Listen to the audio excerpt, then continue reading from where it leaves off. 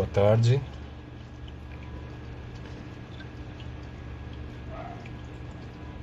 Boa tarde a todos. Vamos iniciar então essa live. Eu me chamo Vinícius Fontanesi Blum, sou médico, gastroenterologista, trabalho na Universidade Federal de São Paulo e também lidero a equipe médica do Laboratório FQM. É muito importante, logo de início, fazer alguns esclarecimentos aqui. Primeiramente, eu não sou infectologista e não falarei como infectologista. Da mesma maneira, eu não falarei como autoridade sanitária, porque obviamente eu também não sou. A discussão de hoje, ela vai se voltar muito mais para aspectos relacionados ao que está se fazendo hoje em termos de tratamento, em termos de estudos para o tratamento do coronavírus, que já é uma grande preocupação a nível mundial há algum tempo e, pelo jeito, vai permanecer assim por mais um bom tempo. Como eu disse no começo, eu lidero uma equipe médica de um laboratório que está envolvido em pesquisas nesse sentido, mas em hipótese alguma eu estou aqui hoje para divulgar qualquer produto ou para falar bem de qualquer coisa que a empresa tenha interesse. A nossa posição hoje é bastante focada em aspectos científicos. É muito importante a gente ressaltar que, em termos de coronavírus, o que eu estou falando agora já pode estar desatualizado. A quantidade de informações médicas e científicas que permeia o nosso trabalho, ela é imensa. Então, o nosso aprendizado é diário, nosso aprendizado é constante. Todas as informações necessitam, obviamente, de crítica, de filtros, mas a quantidade de cientistas envolvidos hoje com esse tipo de pesquisa é muito grande e aumenta dia após dia. Para vocês terem uma ideia, existe um site oficial, um site onde as pesquisas clínicas são registradas. Hoje em dia é uma norma da pesquisa que todo aquele que vá conduzir um estudo com seres humanos registre esses estudos nessa plataforma. Existe uma plataforma internacional, existe uma plataforma no Brasil. Mas quase todos os estudos brasileiros também são registrados nessa plataforma internacional. Ela chama-se clinicaltrials.gov, é um site aberto, todo mundo pode olhar. E a minha última consulta foi ontem, e nessa consulta constam registrados 202 estudos com coronavírus. 202 estudos que, obviamente, discutem não só tratamento, mas discutem diagnóstico, discutem vacinas, enfim, discutem uma série de intervenções relacionadas a seres humanos. Existe uma outra plataforma na China, eles têm um outro jeito de registrar pesquisa lá, que conta com mais de 300 estudos registrados. Então, muitas vezes eles se duplicam nas duas bases, mas muitos estão só na plataforma chinesa. Então, a quantidade de estudos é muito grande. No Brasil, há 3 estudos registrados hoje, sendo conduzidos no nosso território. Possivelmente outros serão registrados nos próximos dias. Então, assim, só para ressaltar que nós estamos lidando com uma quantidade muito grande de informações, uma quantidade muitas vezes contraditória, mas que faz parte do jogo da ciência. Não sei se alguns aqui já eram nascidos quando surgiu a AIDS no mundo. Quando surgiu a AIDS no mundo também teve um boom de pesquisas, uma grande enxurrada de pesquisadores, de conhecimento, e o número de publicações foi crescendo vertiginosamente. E assim com qualquer conhecimento novo, e assim com todas as áreas novas da pesquisa, não vai ser diferente agora. Bom, eu acho que para a gente entender um pouquinho melhor o que está se fazendo em termos de tratamento para o coronavírus, cabem alguns lembretes sobre os vírus em geral, sobre os vírus que provocam doenças respiratórias, para a gente poder entender um pouquinho melhor o que está acontecendo conosco hoje. Quase todo vírus não podem ser considerados propriamente organismos vivos, eles são um intermediário, né? São fragmentos de carga genética ou de DNA ou de RNA. Alguns devem se lembrar do que eu estou falando em termos de biologia, né? E esses fragmentos, eles precisam de estruturas celulares para poder se replicar. Então, o vírus, uma vez no ambiente, primeiro ele tem que sobreviver a uma série de situações extremamente desafiadoras, né? Então, por exemplo, condições de temperatura, condições de pH, condições de oxigênio. Nem todos os vírus se dão melhor ou pior em determinadas situações de umidade, temperatura, condição de oxigênio, pH, etc. Eles precisam, uma vez entrando em contato com um organismo, enfrentar as defesas naturais desse organismo. Nós temos um sistema imunológico bastante sofisticado e muitas vezes somos capazes de combater quase tudo que nos enfrenta, né? A gente, se não viveria doente, eu não estaria vivo, né? Não seríamos uma espécie viva nesse planeta se não fôssemos assim. E essas defesas, elas são inespecíficas, elas atuam contra qualquer tipo de agressor e depois elas vão cada vez mais se especializando conforme a infecção pode progredir dentro do organismo. E eles têm que conseguir acessar tecidos e células para poderem, vamos dizer assim, se replicar. Essas etapas já começam a mostrar para nós algumas possibilidades de intervir no tratamento. Depois a gente vai citando melhor o que cada coisa que está sendo feita hoje propõe. Bom, se ele chega numa célula, ele precisa, vamos dizer assim, enfrentar a porta de entrada. Quer dizer, ou ele vai se replicar dentro da célula, vai se basear na superfície da célula e usar suas estruturas para se replicar. Aí ele vai ter que ser reconhecido pela célula como uma coisa aceitável, e alguns vírus, surpreendentemente, né, têm estruturas moleculares que as células reconhecem, possuem receptores na membrana, né, moléculas na membrana que encaixam ou se adaptam a esses vírus. E depois a própria célula tem que ser capaz de suportar essa replicação. Alguns tecidos e células também não conseguem fazer com que isso ocorra. Bom, uma vez replicando, esse vírus precisa ter uma capacidade suficiente de se replicar a contento, em número grande, em velocidade grande, para daí poder sair das células e atingir, se espalhar por outras células e atingir predominantemente aquilo que a gente chama de órgãos-alvo. Uma vez nos órgãos-alvo, eles vão de fato produzir aquilo que a gente entende como a doença. Então, alguns órgãos-alvo são mais atrativos para determinados tipos de vírus. Nesse caso, especificamente, nós estamos falando de vírus respiratórios, então eu não preciso dizer que as vias aéreas são talvez o principal ponto de atratividade. E aí eles voltam para o ambiente. Voltam para o ambiente e perpetuam ciclos de contaminação. E assim sucessivamente.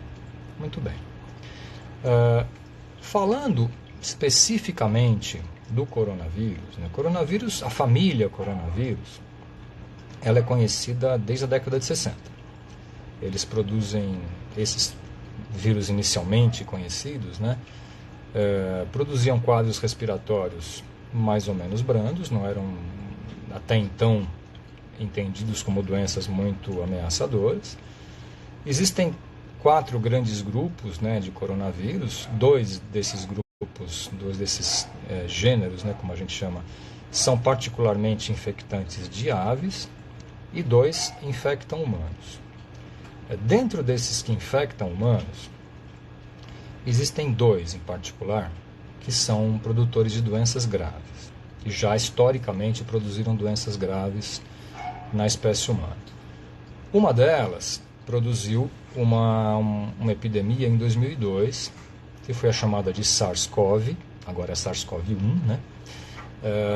Ela aconteceu predominantemente na China e causou alguma coisa ao redor de 850 mortes. Passado um tempo, em 2012, teve um novo surto de coronavírus, e ele aconteceu no Oriente Médio, predominantemente na Arábia Saudita. Por conta de ser Oriente Médio, né, em inglês Middle East, ele foi chamado de MERS-CoV. De 2012 para cá, nós não tivemos nenhuma ocorrência muito importante, até que surgiu essa nova pandemia, né, que foi denominada de SARS-CoV-2, que produz uma doença que nós denominamos de Covid-19. Bom, só para a gente fazer uma recordação, algumas pandemias de vírus respiratórios já assolaram a humanidade, né? Os vírus, como um todo, os vírus são conhecidos há bastante tempo. No final do século XIX, os cientistas começaram a supor, né, a existência de determinados agentes. Naquele tempo não existiam tantos recursos diagnósticos, né? Mas já se discutiam esses agentes por técnicas que eram na época conhecidas de filtragem.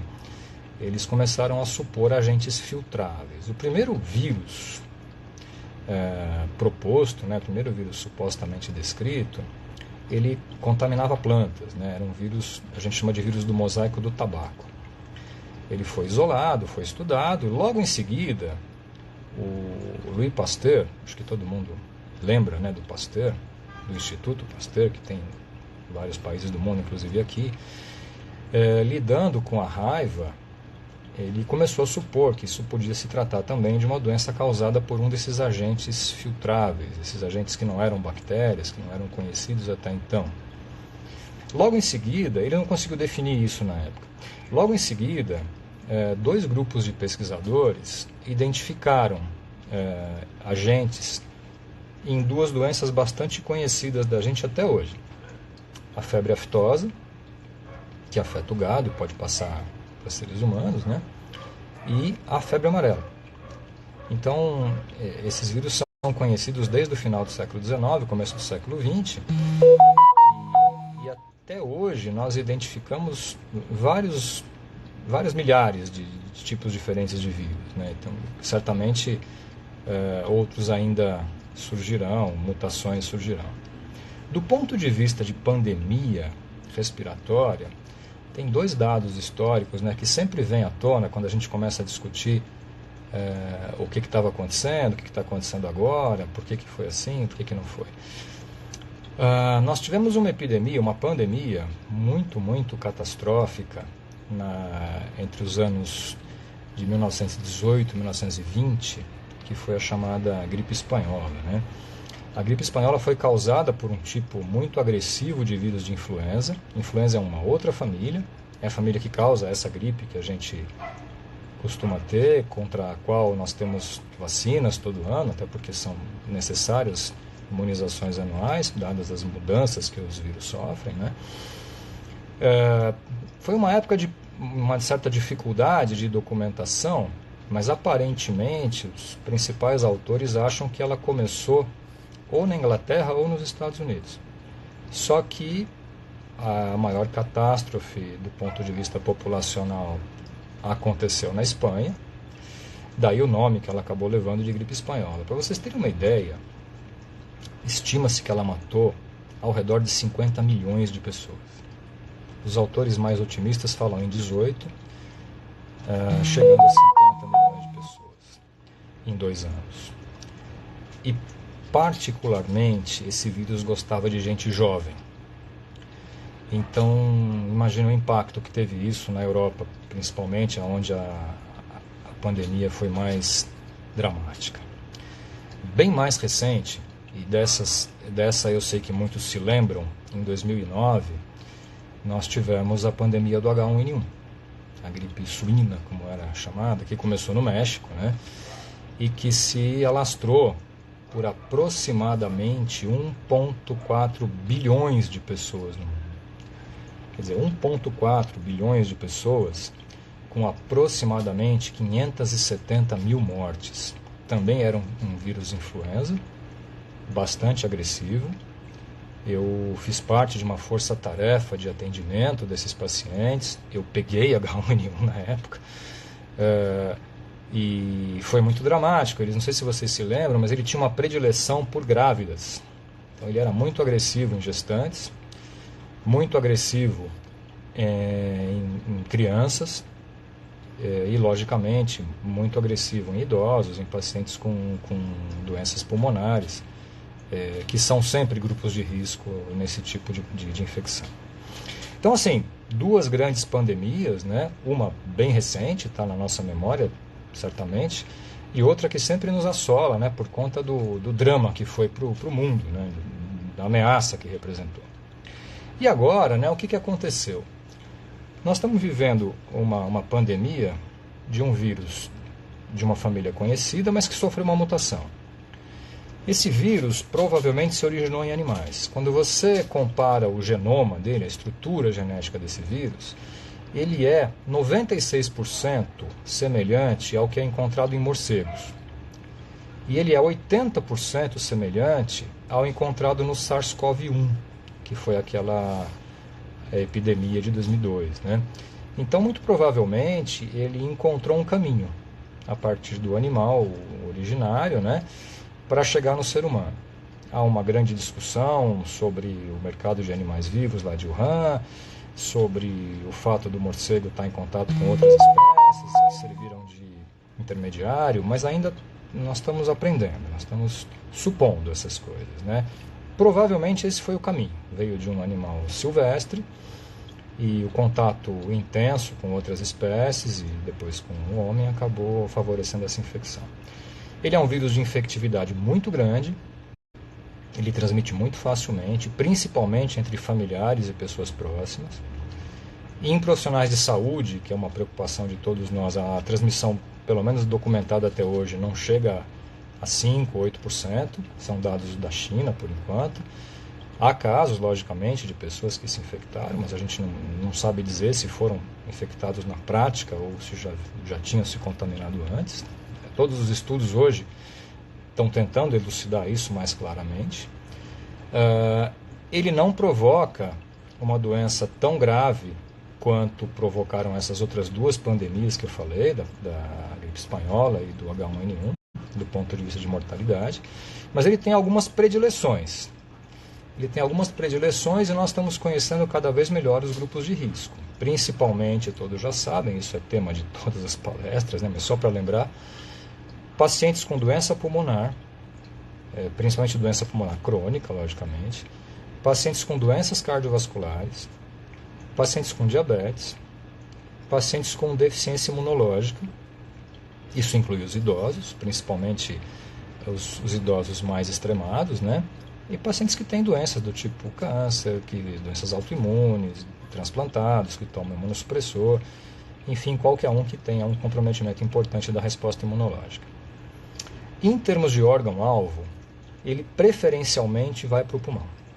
As células do pulmão têm receptores, alguns receptores muito atrativos para o vírus, né? Mas ele também afeta o coração, ele também afeta o sistema nervoso, não necessariamente o cérebro, mas ele tem parece uma predileção pelo nervo olfatório, ele está interferindo na capacidade das pessoas de sentirem cheiro. Parece que ele provoca uma redução na capacidade de olfato, ou hiposmia, ou até mesmo uma anosmia. A gente não sabe até que ponto isso é duradouro ou não, estamos aprendendo também. Uma outra característica, ele permanece muito tempo no corpo. A gente tem uma viremia, né, o vírus sanguíneo, muito prolongada. E ele costuma ter, nos casos graves, uma piora muito marcante no 8º dia de doença. Muito provavelmente porque há uma grande liberação, nesses pacientes mais graves, de substâncias ligadas à inflamação. Substâncias que nós chamamos genericamente de citocinas, que são mediadores inflamatórios. A gente produz várias substâncias quando sofre uma infecção, uma inflamação, e algumas delas, quando produzidas em excesso, são danosas para o organismo, provocam uma série de consequências que a gente não gostaria de ter. Então a gente chama dessa tempestade de citocinas um grande problema para esses pacientes. E do ponto de vista de imunidade, a gente tem sérias dúvidas ainda a respeito do vírus provocar imunidade definitiva ou não. Tem um debate na literatura se as pessoas realmente ficam imunes ou podem pegar uma outra infecção, e essa infecção eventualmente pode ser mais grave. Eu não quero ser alarmista, mas o debate existe. Mas ainda não há uma posição oficial a respeito. Nós estamos aguardando, porque isso vai impactar, obviamente, na questão das vacinas. Bom, do ponto de vista de tratamento, nós estamos com um ambiente hoje muito interessante. Os órgãos regulatórios e os órgãos responsáveis pelas análises éticas em pesquisa, os comitês de ética, o Comitê Nacional de Pesquisa, a CONEP, a Anvisa, meus agradecimentos pessoais a todos eles, porque eles de fato estão facilitando bastante o acesso à discussão para registro, para pesquisa com drogas, né? E vários desses estudos estão sendo conduzidos hoje, inclusive muitas drogas estão sendo indicadas ainda com base em estudos em andamento, o que é próprio de uma situação de emergência. Isso não aconteceria num ambiente normal. Do ponto de vista de drogas, a gente pode separar em 3 grupos. Os antivirais, propriamente ditos, drogas que matam o vírus de alguma maneira. As drogas que inibem essa tempestade de citocinas, né, que controlam a produção desses mediadores. E as drogas que melhoram as defesas do hospedeiro. Não estou falando de vacina propriamente dita. Um 4º grupo seriam as vacinas. Então, a principal grupo, né, dos antivirais, ele tem uma droga que está sendo testada e usada na China, que é o Remdesivir. É um antiviral. É a droga que foi eficaz no primeiro paciente da China. Ela está sendo conduzido vários estudos a respeito, né, estudos na China, nos Estados Unidos.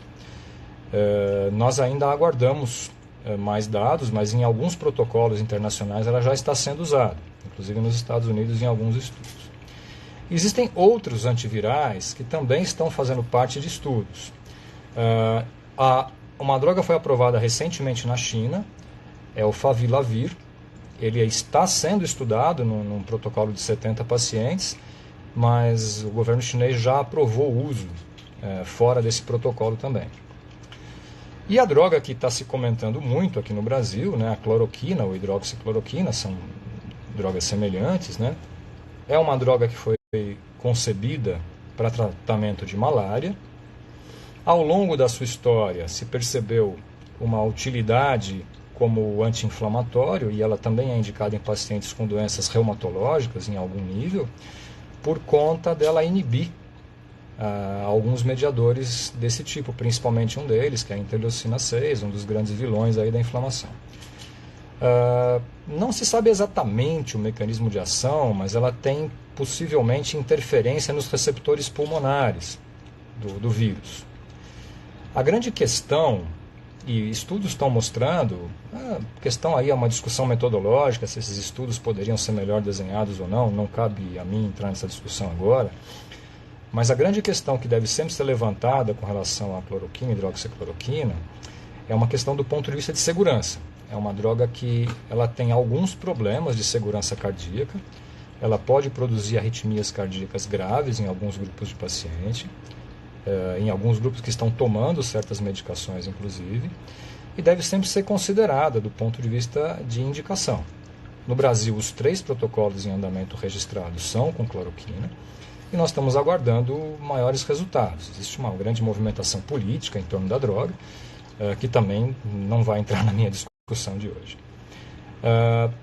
Também,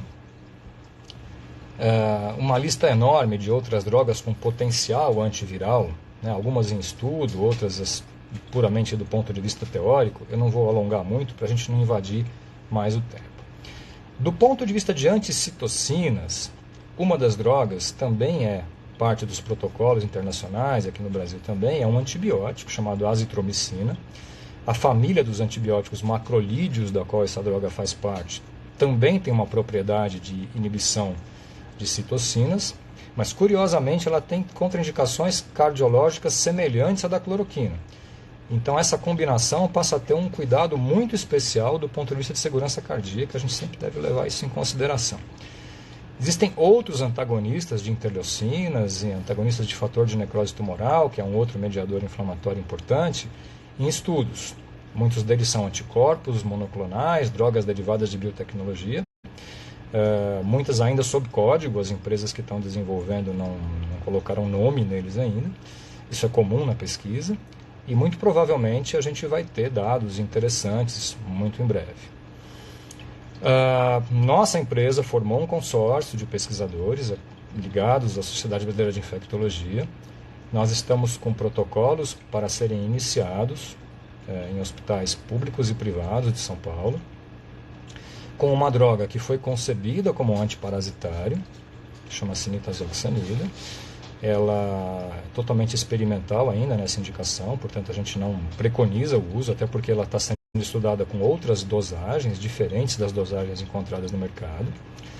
Ela possui, curiosamente, os 3 pontos importantes que a gente está estudando com outras drogas. Ela tem uma ação antiviral já comprovada em outros grupos de vírus, em vivo, ou seja, em espécie humana. Ela tem uma ação antiviral contra o coronavírus comprovada em laboratório. Ela tem uma capacidade de melhorar as defesas do hospedeiro, aumentando a nossa capacidade de produzir substâncias contrárias à infecção. E ela também tem uma possibilidade de controlar a produção de citocinas. Então, nós estamos muito otimistas com essa possibilidade, estamos muito animados em começar os estudos. E, de novo, é puramente experimental, nós estamos buscando as respostas, por favor, não entendam isso de outra maneira, mas é um grande sinalizador para nós. Então, espero que muito em breve a gente possa trazer boas notícias nesse sentido. Acho que dá para responder algumas perguntas ainda. Deixa eu ver se eu consigo ler aqui algumas.